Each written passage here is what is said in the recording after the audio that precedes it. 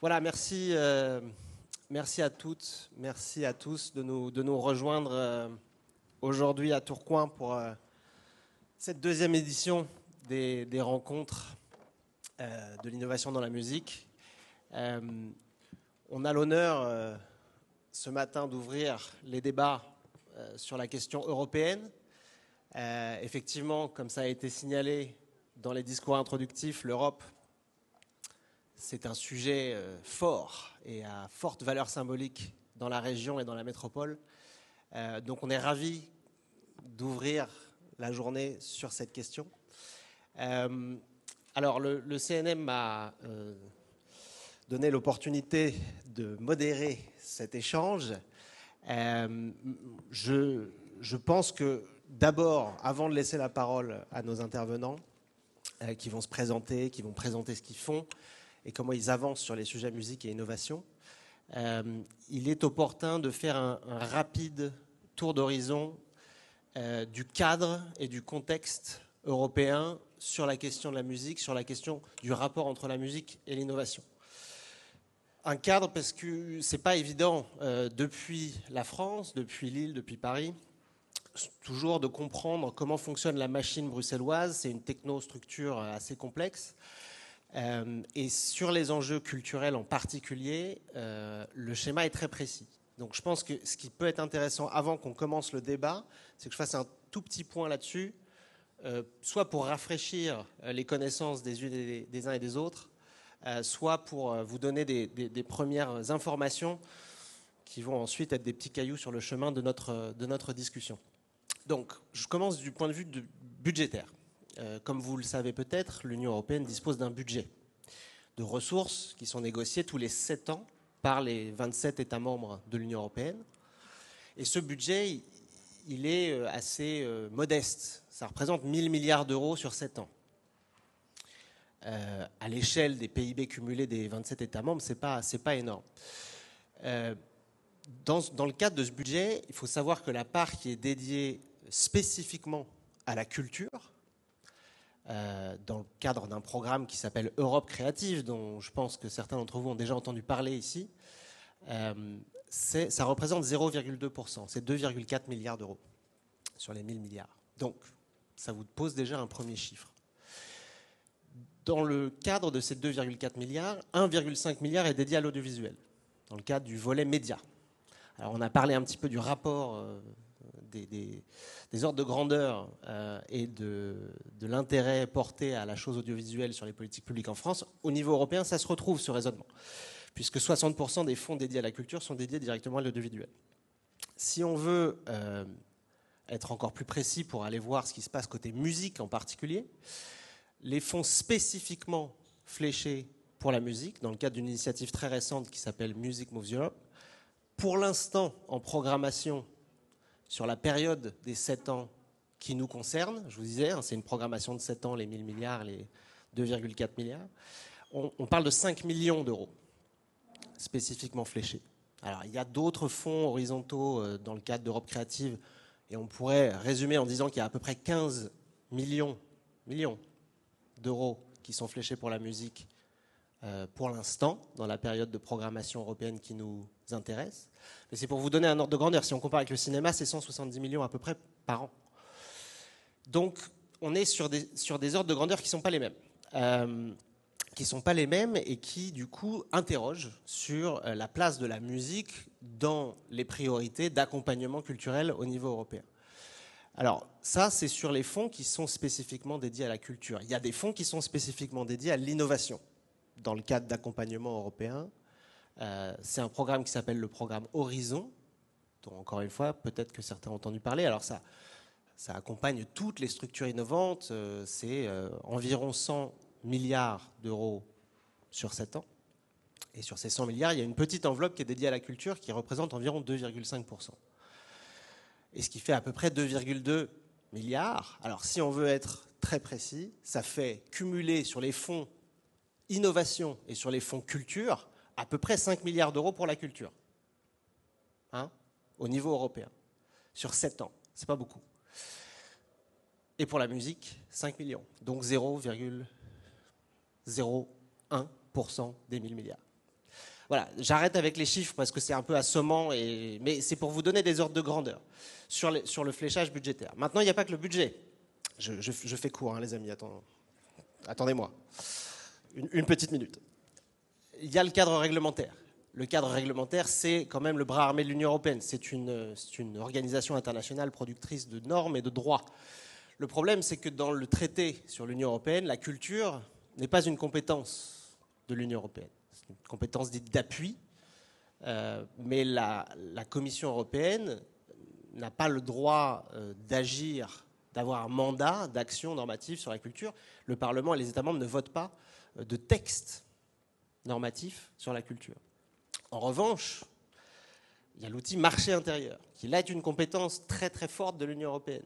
Et sur le marché intérieur, on va avoir un cadre réglementaire qui va nous intéresser sur l'innovation, sur la musique. Hier, pas plus tard qu'hier, le Parlement européen votait sur un règlement encadrant l'usage de l'intelligence artificielle sur le territoire européen, dont l'intelligence artificielle dite générative, et il y a des amendements qui sont passés hier en plénière à Strasbourg, sur vraiment les pratiques dans le monde de la musique, sur les droits d'auteur, sur l'étiquetage des contenus générés, sur la gouvernance, sur la transparence, etc. Donc l'Union européenne peut aussi agir en droit sur ces questions-là.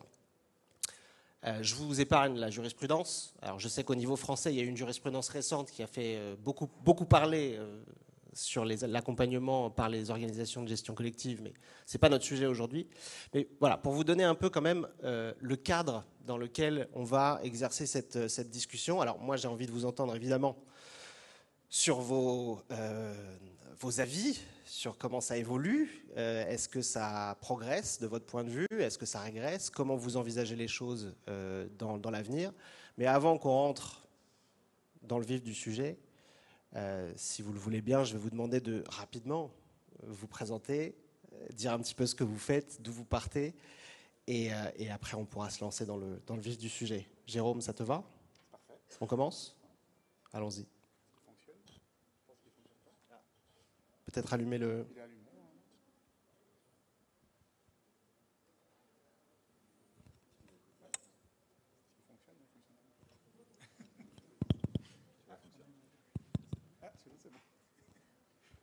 Je suis peut-être maudit. Merci Fabien. Tout d'abord, merci pour l'invitation. Je suis un peu le petit belge de l'étape ici. Merci au CNM pour l'invitation, Maxime.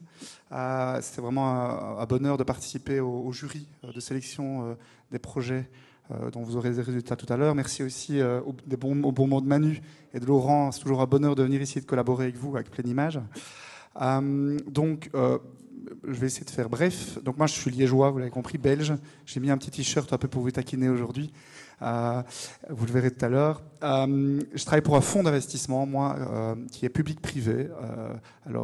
C'était vraiment un fonds d'investissement. L'argent public de la région wallonne investi dedans, c'est de l'argent mis dans le capital, qui a différentes missions. Je ne vais pas rentrer dans toutes les missions, différents secteurs d'investissement, dont ce sont les industries culturelles et créatives.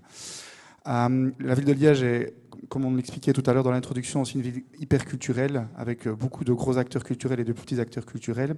Et donc, vraiment, le but, c'est de travailler avec ces acteurs pour non pas seulement faire la culture, mais il faut aussi faire de l'innovation et entreprendre. Alors, je suis au-delà de ma présentation, mais j'aime bien dire ça, c'est quand je vais voir un ministre de l'économie et que je lui présente ce qu'on fait dans l'innovation, il me dit « va voir le ministre de la Culture ». Et quand je vais voir le ministre de la Culture pour dire ce qu'on fait dans l'innovation, il me dit « va voir le ministre de l'innovation ».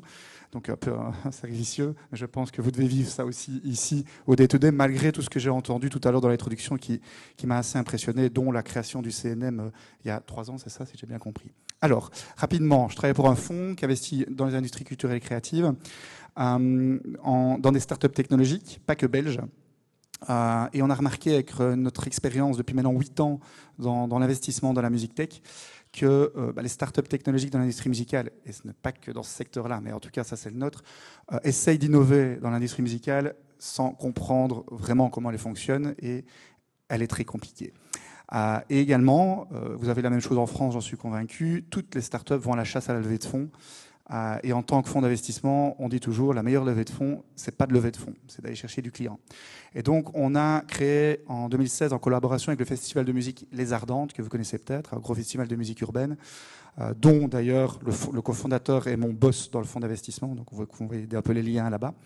Un programme d'accompagnement, d'accélération de start-up qui s'appelle Wallifornia, c'est ma casquette aujourd'hui ici, dont l'objectif est vraiment d'aider les start-up belges et internationales. D'ailleurs, dans nos accélérateurs, on a déjà eu beaucoup de boîtes françaises, dont certains de vos lauréats et dont certains qui ont postulé aussi au prix cette année. Et donc, le but, c'est de les aider à mieux comprendre l'industrie musicale et comment lever des fonds. Et à la clôture de ça, on a une conférence en juillet, juste avant les Ardentes, où tout ce beau monde, ces start-up rencontrent la crème de la crème mondiale de l'industrie musicale. Ça, c'est, je dirais, le pilier 1, c'est le fond. Le pilier 2, c'est l'accompagnement. Et enfin, puis je me tairai, on a également un magnifique lieu comme celui-ci. Ça s'appelle La Grand Poste. C'est une ancienne poste, comme son nom l'indique. Un petit château au cœur de la ville de Liège. Et le but, ce genre de lieu est très, très important pour que les gens se rencontrent, parce qu'on peut faire beaucoup de choses en ligne. Mais la vraie confiance, elle se fait à la machine à café, dans un événement comme celui-ci, où on a tendance à dire aussi avec une bonne bière au coin du bar. Et donc, on a un lieu de 8000 m² avec coworking, avec des studios, avec l'Université de Liège qui est présente aussi. Donc, très similaire avec ce que fait Pleine Image. Donc voilà, c'est un bonheur d'être ici et je me réjouis de discuter avec vous. Merci Jérôme. On va peut-être continuer avec Aurélien. Ça fonctionne. Si, c'est bon. Bonjour à tous, merci pour l'invitation. Donc Aurélien, je suis directeur de l'innovation chez Deezer et j'ai eu la chance de rejoindre Deezer il y a maintenant 16 ans aux côtés des fondateurs. Et aujourd'hui, depuis maintenant 5 ans, je suis en charge spécifiquement des projets d'innovation et aussi de la collaboration publique-privée au sein des équipes recherche et développement. Donc le but de mes équipes, c'est de comprendre la relation qu'on a avec la musique, comment classifier la musique, c'est à peu près une des tâches qu'on a depuis la création de Deezer, comment on décrit la musique, comment on la stocke, comment on la recommande et comment on personnalise ensuite une expérience pour les utilisateurs. Et pour ça, on fait appel beaucoup à des partenariats public-privé, donc avec des universités ou des incubateurs auxquels j'ai la chance de participer pour justement designer ces algorithmes et participer au cadrage aussi de tous ces usages. Voilà. Merci Aurélien. Peut-être Denis. Oui, bonjour à tous, merci de votre invitation. Je m'appelle Denis Guillot, ça fait à peu près 15 ans que je travaille avec les projets européens et les financements publics. Je suis évaluateur à la Commission européenne aussi pour juger certaines propositions de projets et je travaille maintenant pour BIMAT, une entreprise du secteur de la musique, en musique tech, où ce qu'on fait, c'est essayer de détecter les utilisations des pièces musicales pour rapporter leur utilisation pour pouvoir aider à la distribution des royalties. Merci Denis. On finit avec Romain. Avec plaisir. Bonjour à toutes, bonjour à tous. Romain Lalex, je suis le directeur général du Centre national de la musique, qui est à l'initiative de l'organisation de ces rencontres de l'innovation. Alors je vais être bref parce que et Jean-Philippe et Hilaire, dans leur discours introductif, ont expliqué ce qu'était l'objet du Centre national de la musique. Et je vais me limiter à vous évoquer les missions principales. Donc nous sommes l'opérateur du ministère de la Culture, créé pour soutenir tous les professionnels de la musique et des variétés, qu'il s'agisse des créateurs, des producteurs, des diffuseurs, et de les accompagner avec 2 objectifs principaux. Le soutien à la diversité, faire en sorte que cette diversité existe, qu'il y ait un renouvellement de la proposition, une émergence, et que le secteur musical ne tombe pas dans une forme de standardisation, donc le soutien à la création et à la diversité, et le soutien au développement économique du secteur de la musique et des variétés, sans lequel cette création et cette diversité ne seraient pas possibles. Et donc nous menons ces missions à travers un certain nombre d'activités. La première de ces activités, c'est l'observation, l'étude, la compréhension des modèles économiques, des fonctionnements, des rapports de force entre les acteurs du secteur. Et puis nous avons bien évidemment une intervention financière, des subventions, des aides à la création, à la production, à la diffusion, et une intervention non financière à travers une activité de conseil, d'accompagnement, mais également de formation professionnelle et d'information. Donc c'est ça le Centre national de la musique, c'est cette maison commune de tous les acteurs de la musique et des variétés, et nous avons bien entendu dans ce cadre-là, et on y reviendra, une attention toute particulière pour l'innovation, qui est l'adjuvant de la transformation du secteur, et cette attention, nous l'avons bien évidemment à une échelle nationale, mais aussi européenne, et on va y venir dans quelques instants. Merci Romain. Effectivement, on va regarder un petit peu du côté de ce que fait le CNM avec d'autres partenaires européens pour essayer de faire vivre ce sujet à la fois en France, mais aussi du côté de Bruxelles et de Strasbourg. Un petit point avant qu'on commence vraiment cet échange, pour vous dire qu'à la fin, donc les peut-être 15 ou 20 dernières minutes, hein, on va ouvrir le débat aux questions de la salle. Donc commencez déjà peut-être à préparer vos questions, vos interventions, et nos intervenants, nos panélistes seront là évidemment pour y répondre le plus précisément possible. Donc voilà, vous vous rendez compte que c'est un panel très divers qui est de haut niveau et qui va nous permettre de plonger dans une variété de sujets, puisqu'on a à la fois le monde de l'entreprise, des incubateurs, de la recherche. Tu as travaillé avec la Commission européenne, donc tu as ce regard aussi du côté de l'institution, et puis évidemment l'action publique française. On va pouvoir essayer de couvrir pas mal de terrain. Moi, je voulais revenir sur ces dispositifs que je présentais brièvement tout à l'heure, d'abord, pour savoir un peu quelle est votre expérience à vous, Jérôme, Denis, Aurélien, et puis peut-être le regard du CNM là-dessus. Comment vous appréhendez ces outils-là? Est-ce que vous en avez l'expérience? Je ne sais pas qui voudrait commencer, peut-être.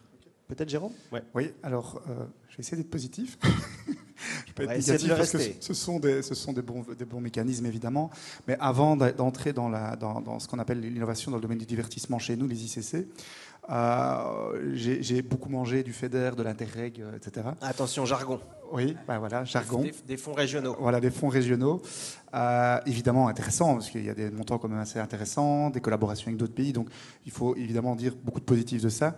Mais quand on a décidé d'aller vers ce que je vous expliquais à l'introduction, on avait directement voulu beaucoup d'agilité et aller vite et qualitativement. Qualitativement, c'est plutôt le vite, c'est plutôt l'élément important. Et qualitativement, ça n'a pas de lien évidemment avec les fonds européens.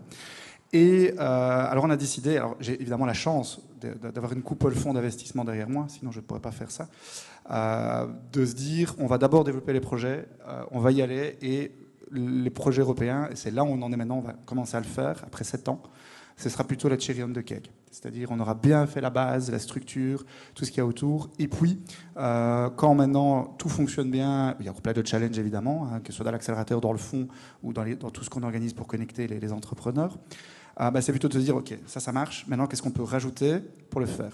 Et c'est là que, dans les différentes conférences où j'ai eu l'occasion d'aller, j'ai rencontré des équivalents à ce qu'on fait, pas spécialement en fond, mais des accompagnateurs d'innovation dans la musique. Et c'est là que, pendant le Covid, on s'est dit, allez, il serait peut-être temps, on s'apprécie beaucoup. Je pense par exemple à Musique Tech France, que vous connaissez bien. Est-ce qu'on ne ferait pas quelque chose comme ça au début de Covid? Et on a fait un hackathon en ligne qui s'appelait Next Stage Challenge. Son nom indique bien ce qu'on a fait. Et ça a été un beau projet, ça a duré 3 mois, dans lequel on a eu 400 participants, alors pas qu'en Europe, mais globalement en Europe, mais du monde entier, qui ont sorti, c'était un hackathon, donc ça restait des idées et des projets de début, mais qui ont sorti quand même des choses intéressantes. De là, on s'est dit, on ne va pas en rester là, on s'entend bien, on arrive à faire des projets ensemble. Et maintenant, 2 ans et demi après, on va bientôt annoncer la création de Musique Tech Europe. Donc c'est un consortium de 10 pays européens, dont Musique Tech France, dont nous, dont les pays nordiques, donc l'Espagne, l'Italie. Enfin, vous allez sur musictecheurope.org et vous aurez toutes les infos. Non pas pour aller d'abord chercher des fonds européens, c'est un des objectifs, c'est pas le principal, mais pour tout d'abord collaborer ensemble. Dans certains éléments, on est concurrents, oui, faut le dire. Dans d'autres, pas du tout, on peut collaborer. Ce qu'on fait nous, les Italiens ne le font pas et inversement, par exemple. Mais également, l'ambition, c'était de se dire, ensemble, on sera plus fort, le cake sera plus grand. Hein, et surtout, on pourrait être compétitif par rapport à d'autres continents, que de le faire chacun dans notre coin. Alors, c'est un peu utopique, hein, c'est pas simple, évidemment, de gérer 10 pays, mais l'avantage, c'est qu'on s'entend super bien. Et c'est là où on en est. Et évidemment, troisième objectif, c'est d'aller chercher des fonds européens. Quand on est 10 pays, pour ceux qui ont déjà travaillé là-dessus, plus il y a de pays, plus il y a moyen d'aller chercher des fonds plus intéressants. Et donc, c'est ce qu'on aimerait bien faire dès l'année prochaine. En tout cas, ça semble une stratégie bien pensée et bien amenée. Et cette montée en échelle européenne, on va en reparler aussi du côté plutôt du plaidoyer politique tout à l'heure. Et je pense que Romain aura quelques messages à faire passer. Aurélien, oui. Ton expérience de ce cadre d'accompagnement? Alors, d'un point de vue européen, c'est assez flou. On a pas mal d'expérience sur les dispositifs nationaux, l'ANR, et notamment, c'est vraiment bien balisé sur tout l'environnement de recherche, beaucoup plus difficile au niveau de l'Europe. Déjà parce qu'on n'en a pas connaissance forcément, alors qu'on travaille dedans au quotidien, mais les fonds non de recherche sont très peu médiatisés, je trouve, et très peu accessibles. Et dès qu'on commence à s'y intéresser, ça devient une machinerie très complexe. On sait que c'est là, on sait que ça existe, mais souvent, on ne sait pas comment y participer. Le chemin est assez long. Donc c'est vrai qu'en repli, on se base beaucoup sur les dispositifs nationaux. Par contre, grâce à des consortiums d'entreprises, et notamment grâce au projet Belém qu'on a avec l'IRIX-FAI notamment, eux ont fait cette démarche et on a rejoint ce consortium et on a pu bénéficier du coup des subventions européennes pour la participation à un projet de recherche autour des lyrics. Donc intéressant, mais il y a encore, j'ai envie de dire, du chemin à faire sur son accessibilité en fait. Et encore, nous, on a de la chance. On est une entreprise de 600 personnes. On a du monde pour s'occuper de ces sujets. Quand on est une jeune start-up et qu'on a déjà tout à faire, ça devient très complexe, je pense. C'est un sujet qui revient souvent dans les discussions sur l'accessibilité. La disponibilité, elle est là, mais l'accessibilité, c'est quelque chose de complexe pour les fonds européens et je pense qu'on aura un peu l'occasion de creuser un peu ça. Et c'est vrai que c'est un énorme enjeu sur lequel il faut progresser.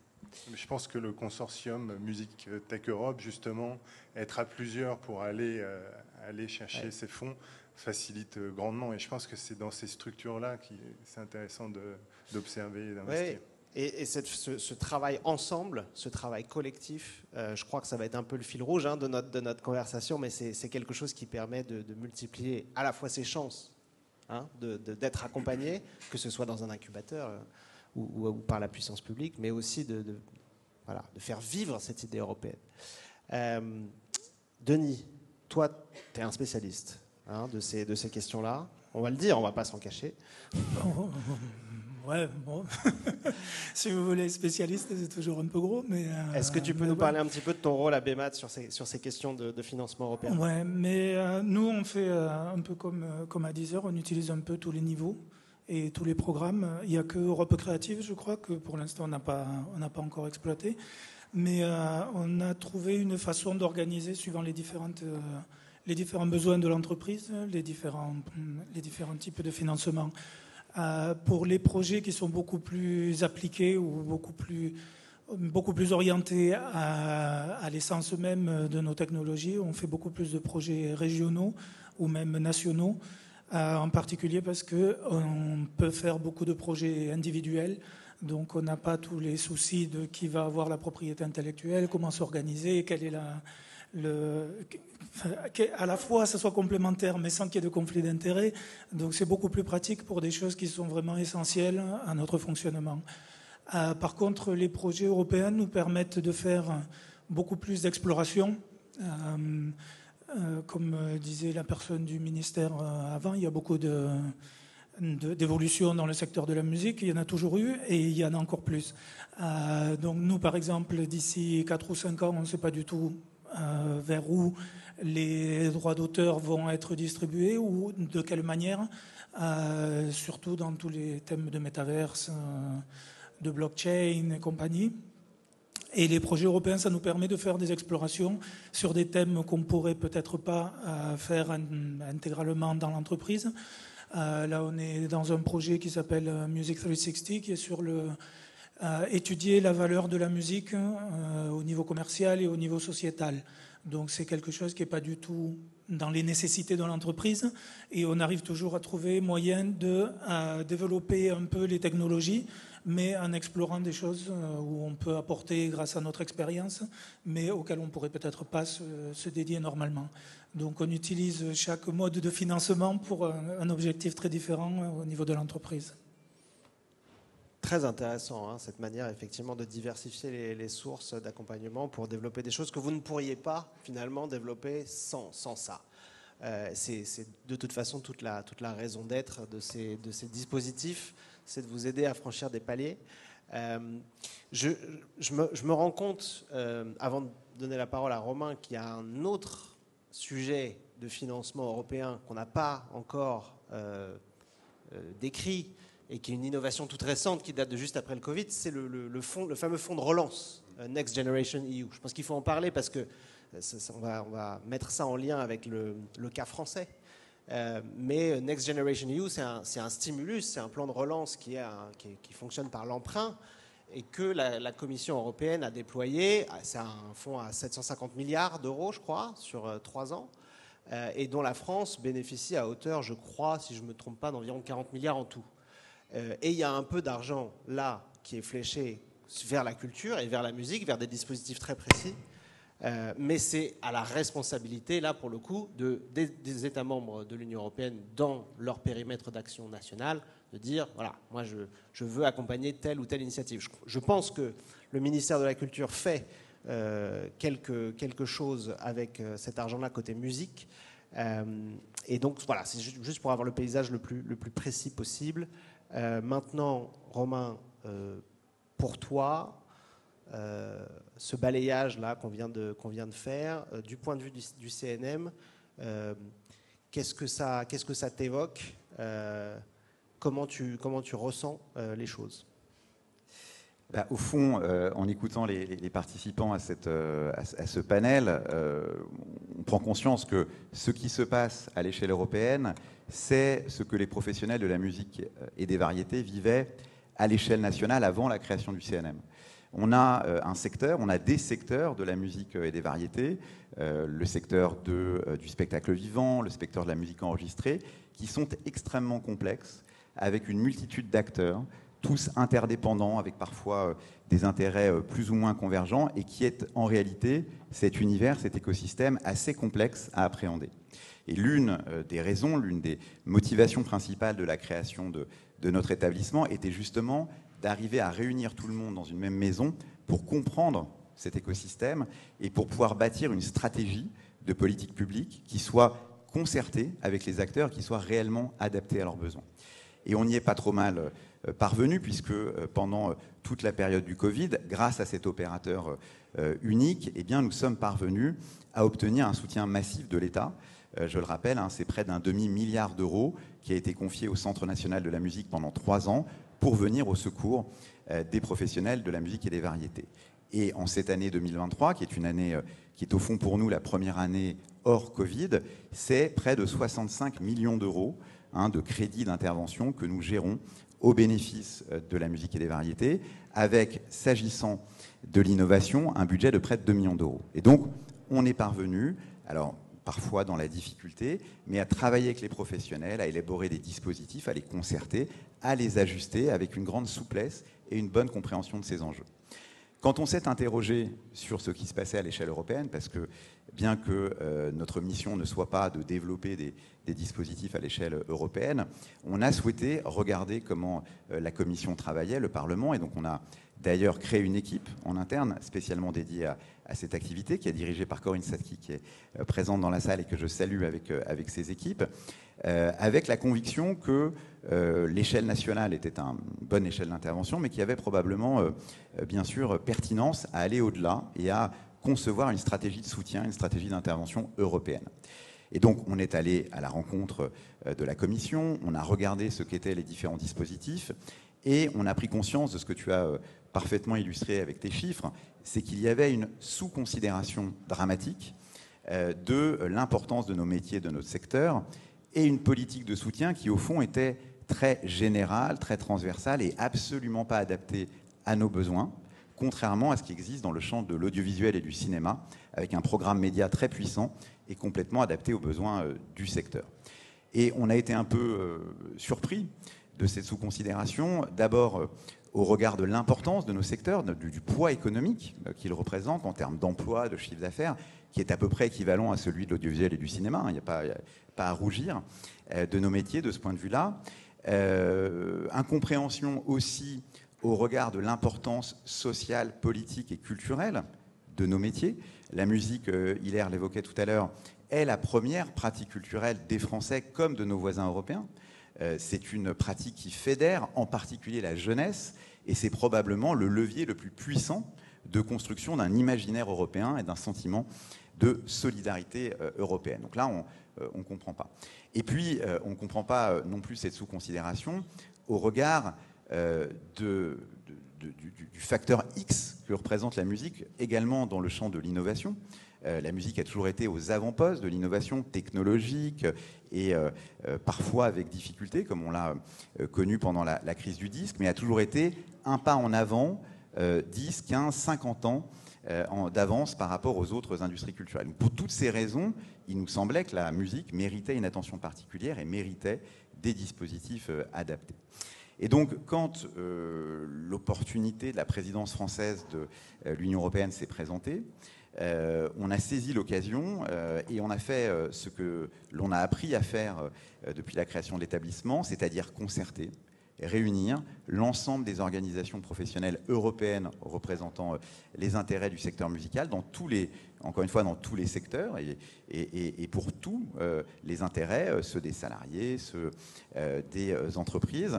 Et on a essayé de partager ce diagnostic. On est arrivé à la conclusion que j'évoquais, sous considération, manque de moyens adaptés. Et on s'est dit qu'on allait travailler sur 3 chantiers prioritaires. Le premier, c'est d'abord optimiser l'existant. C'est-à-dire qu'il y a des dispositifs, vous les avez évoqués, honnêtement très complexes, difficilement accessibles et pas suffisamment sollicités par nos professionnels. On a diligenté une enquête récemment auprès des professionnels français de la musique qui va sortir prochainement et qui arrive à la conclusion que les dispositifs ne sont pas identifiés, que les professionnels ne se sentent pas suffisamment armés, pas suffisamment d'équipes, pas suffisamment de spécialistes et donc il faut les accompagner dans ce processus. Nous le faisons avec nos équipes, avec notre activité de conseil, on essaye d'optimiser le recours à ces dispositifs. En le faisant d'ailleurs, on identifie mieux leurs faiblesses, leur caractère inadapté à nos besoins. Le deuxième chantier fondamental, et qui pour moi est extrêmement structurant, y compris du point de vue de la régulation, c'est le chantier de l'observation. Il faut un observatoire européen de la musique. Il en existe un dans le champ de l'audiovisuel et du cinéma. Et il n'y a aucune raison à ce que la musique ne dispose pas d'une telle instance, d'autant moins que les enjeux de régulation que tu évoquais, qui ont déjà été traités par le passé grâce à la directive droit d'auteur ou la directive SMA, continueront de se poser. Tu parlais du règlement sur l'intelligence artificielle, cette question va être structurante dans nos activités. Et donc cette régulation, elle doit pouvoir s'appuyer sur une documentation, sur des études, sur une observation et sur une compréhension de nos besoins. Et quand je vous écoute tous les trois, je comprends que ces besoins sont divers et je doute qu'ils aient été bien interprétés par les instances européennes. Et puis le dernier chantier, c'est aller chercher l'équivalent dans la musique et les variétés du programme Média, aller chercher ce dispositif adapté à nos besoins, ce dispositif massif qu'est le programme Média, et porter ce projet notamment dans la perspective des élections européennes et du renouvellement des instances politiques européennes. Et donc nous avons réuni tout ce travail au sein d'une plateforme qui s'appelle One Voice for European Music, justement pour réunir les acteurs et surmonter cette difficulté de l'éparpillement et de la désunion. Et cette plateforme, nous l'avons transmise à nos collègues suédois. Elle a vocation, à chaque changement de présidence, à être reprise par nos partenaires et nous la ferons vivre auprès des institutions européennes. Donc on va essayer, comme nous le faisons à l'échelle nationale, de rassembler, d'analyser, de comprendre et de faire évoluer les choses pour qu'un jour la musique puisse bénéficier de la part des institutions européennes du soutien et de l'attention qu'elle mérite. Merci Romain pour ce tour d'horizon très complet du positionnement du CNM par rapport à tout ça. Je précise transmettre aux Suédois, ce n'est pas une expression idiomatique utilisée à Bruxelles, c'est les fameuses présidences tournantes de l'Union européenne. Tous les 6 mois, un État membre est en charge d'organiser, on va dire, le travail du Conseil de l'Union européenne. Et donc, sous la présidence française, le lancement de l'initiative One Voice for European Music s'est fait, c'était en avril 2022 à Strasbourg, avec l'accompagnement de l'État, avec aussi la présence de nombreux parlementaires européens qui sont, il faut le dire, au niveau du Parlement européen, il y a un vrai soutien à cette initiative-là. Et donc ensuite, les présidences tournent. Donc il y a eu la présidence tchèque de l'Union européenne au 2e semestre 2022. Et en ce moment, s'achève la présidence suédoise du Conseil et s'ouvre, ce qui me donne une transition parfaite, Denis, la présidence espagnole de l'Union européenne. Mais tu voulais rebondir sur ce que disait Romain, peut-être? Oui, j'avais juste 2 commentaires. Le premier, c'est par rapport à l'éparpillement. Pour compléter l'écosystème, on a oublié de mentionner le EIT, European Institute of Technology, oui, qui vient de commencer. Donc c'est encore un autre organisme et un autre programme avec des règles différentes, mais dans lesquelles on peut aussi demander des projets et des subventions. Et ensuite, je voulais juste mentionner que par rapport à l'écosystème dont vous parliez, l'Observatoire de la musique, il y a eu une mini-étude qui s'est faite il y a 2 ou 3 ans. Et le projet Music 360 dans lequel BIMAT participe, c'est un des 3 projets qui a été créé justement pour préparer des données et donner des informations à la Commission européenne dans le but de pouvoir réguler un peu le système de la musique en récupérant des informations. Parce que le problème principal qu'ils ont confessé au début du projet, c'est qu'ils ne savent pas quelle est la situation.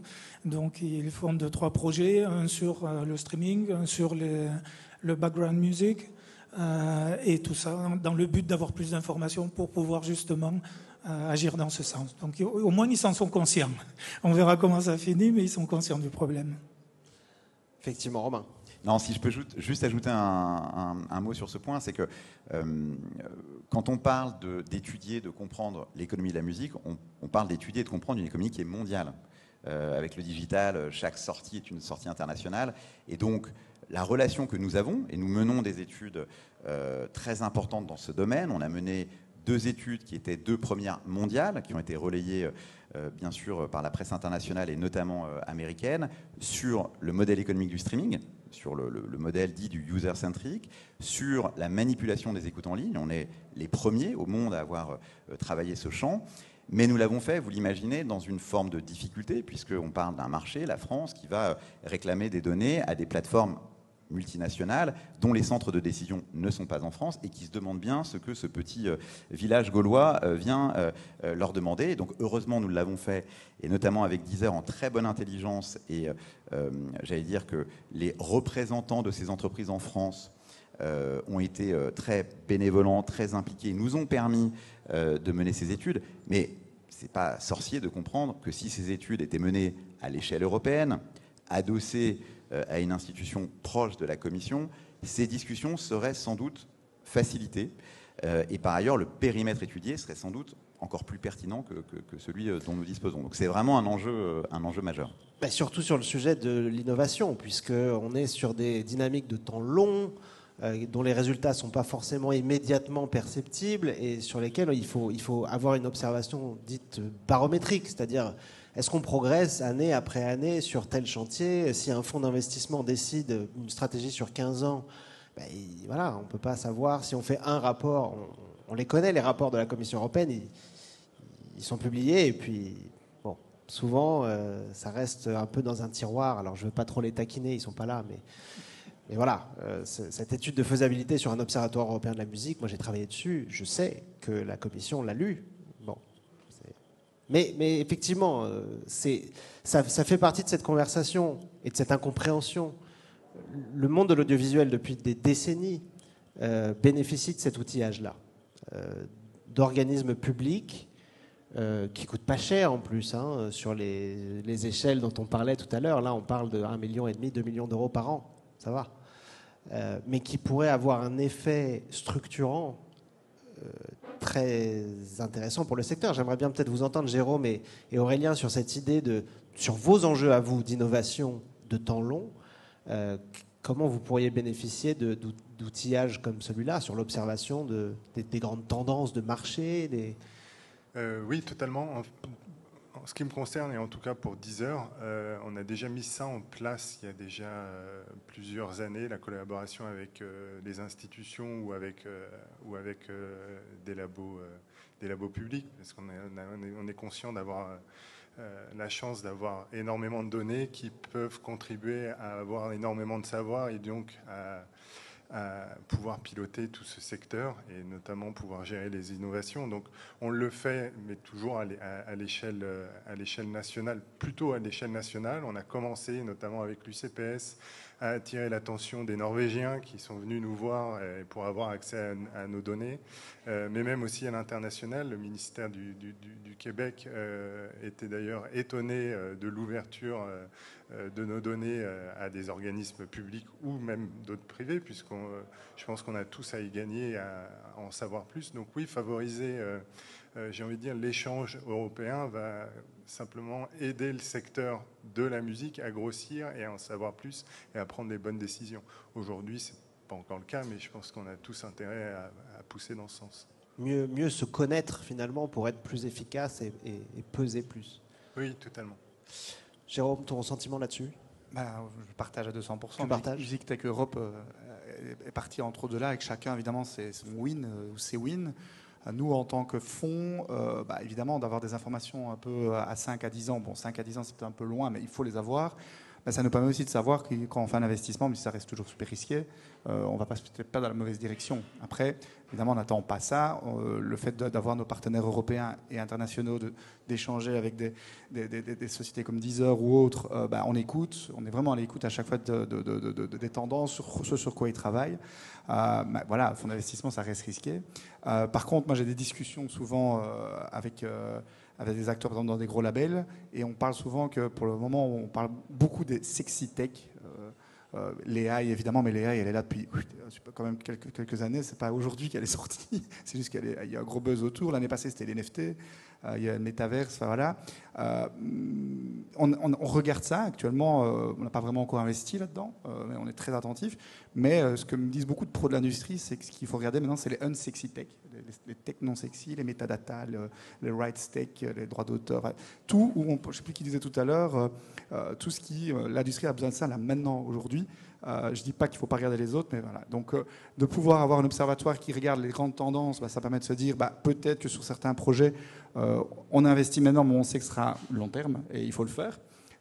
D'ailleurs, ça fait partie de la stratégie du fonds que je représente, c'est qu'on est assez fort en biotech, en Belgique, et ça fait 25 ans que la stratégie a été mise en place, et il y a 25 ans, quand j'étais pas là, moi ça fait 10 ans que je travaille pour le fonds, j'étais trop jeune, et quand ils ont lancé la stratégie biotech il y a 25 ans avec l'université de Liège, tout le monde rigolait. Mais pourquoi fonds d'investissement va mettre de la biotech, c'est pas son rôle.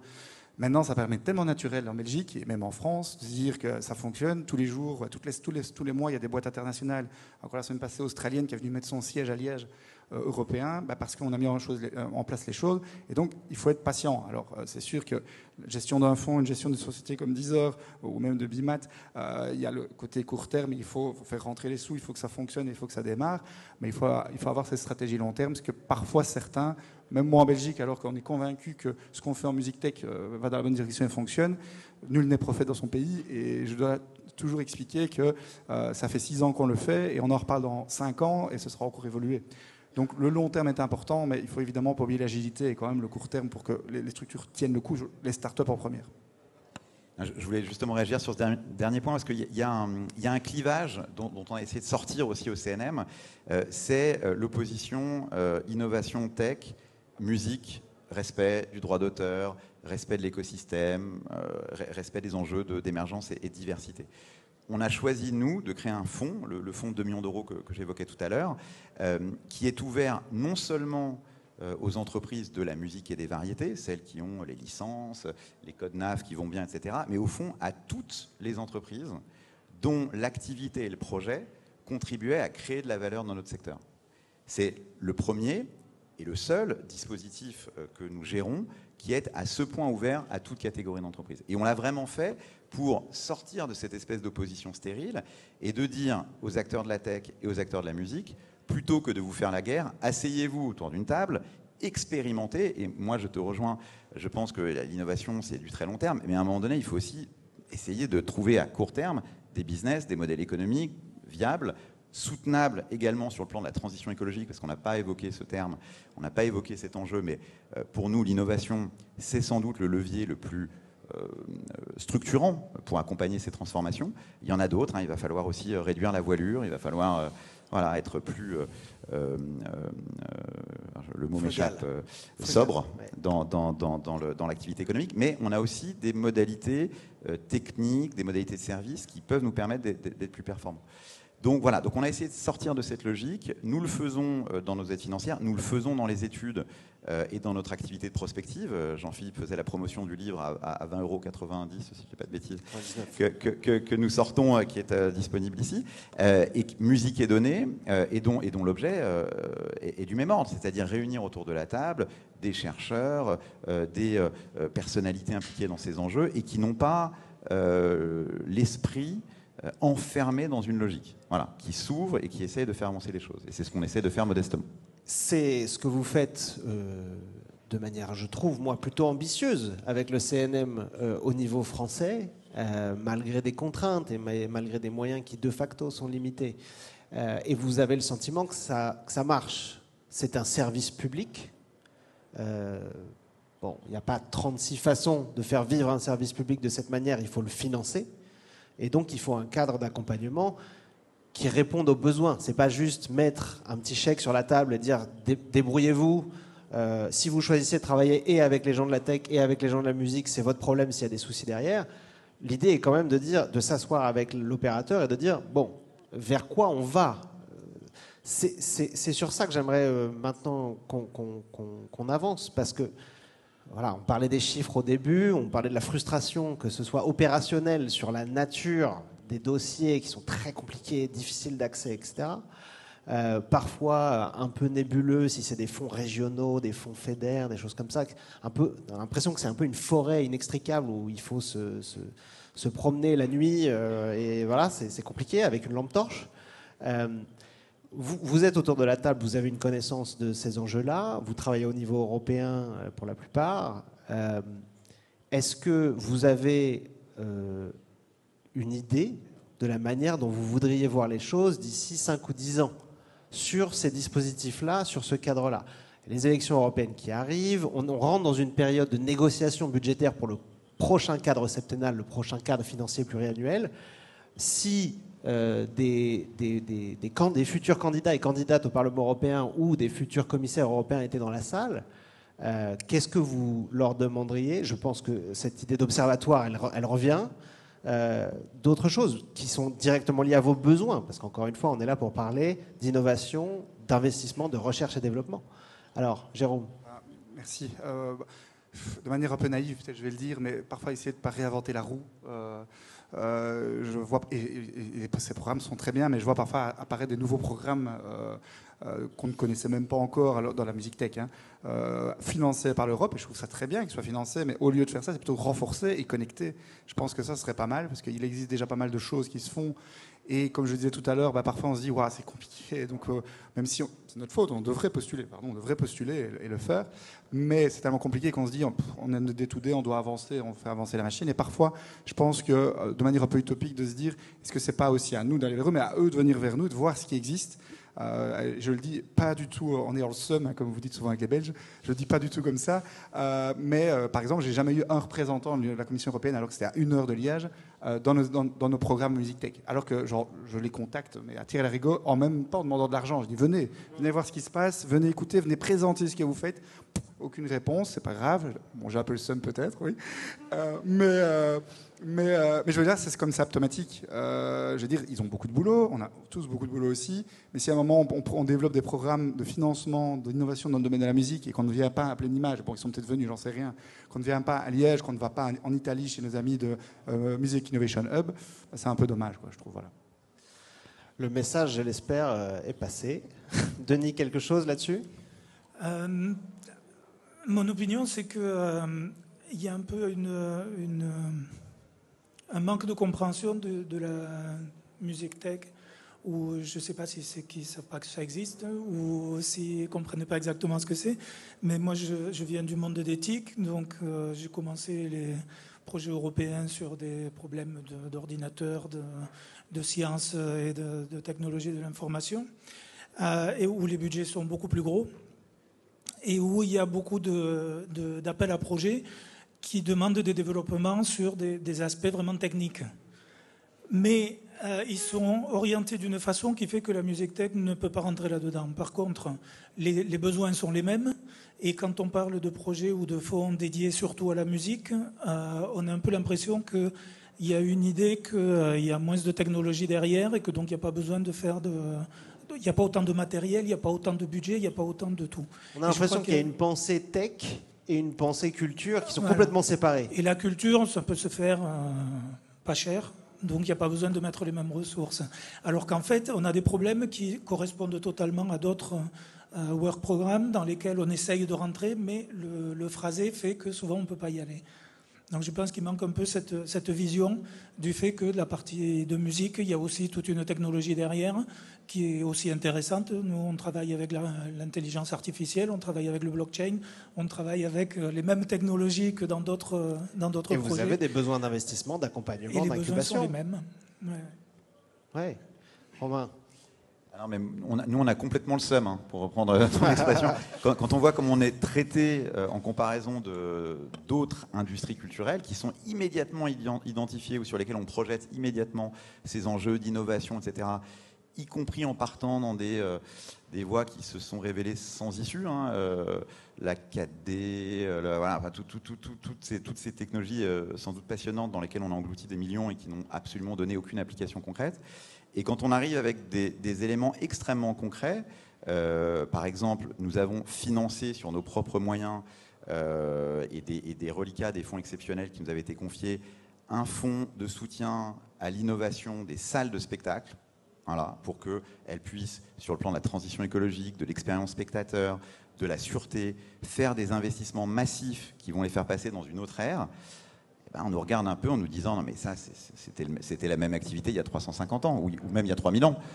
Donc finalement une bonne caverne, un peu de feu, on tourne autour et donc on voit bien qu'il y a vraiment cet enjeu de l'influence, de la pédagogie, de la compréhension. Et donc ça passe bien sûr par des études, mais ça passe aussi par une action très déterminée des organisations professionnelles. Et donc elles se coordonnent à l'échelle européenne, elles se coordonnent à l'échelle nationale.